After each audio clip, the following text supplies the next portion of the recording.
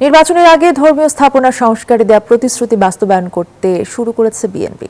শনিবার সকালে রাজধানীর মহাখালীর শ্রী শ্রী রক্ষা কালী মন্দিরের নাথ মন্দির সংস্কার কাজের ভিত্তিপ্রস্তর স্থাপন করেন ঢাকা উত্তর ও দক্ষিণ সিটি কর্পোরেশনের দুই প্রশাসক।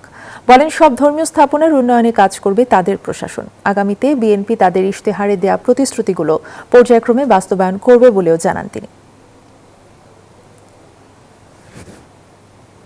এই বাংলাদেশ যার যার ধর্ম শেষে পালন করবে। আমরা সবসময় আপনাদের পাশে থাকব, নির্ভয়ে আপনাদের ধর্ম আপনারা পালন করে যাবেন, তাতে কোনো সমস্যা নেই। যে কোনো বিষয় আপনারা আমাদেরকে জানাবেন। আমাদের স্থানীয় নেতৃবৃন্দরা আছেন, তারাও যদি কোনো কারণে আপনাদের প্রতি কোনো অন্যায় করে কিংবা বহিরাগত কিংবা আশেপাশে কেউ করে, সেই বিষয়টাকে আমাদেরকে জানাবেন। মাত্র সরকার আসছে, সময় দেন, 2 বছর 3 বছর সময় দেন। তারপর যদি মানুষের জন্য বিএনপি কাজ না করতে পারে, মাননীয় প্রধানমন্ত্রী যদি কাজ না করতে পারে, তারপর আপনারা সমালোচনা করেন। সরকার একটা উদ্যোগ নিলে আপনার পছন্দ না হইতে পারে, কিন্তু সরকার সফল যদি হয় তাহলে সেটা সরকারে আপনারা কেন সহযোগিতা করবেন না?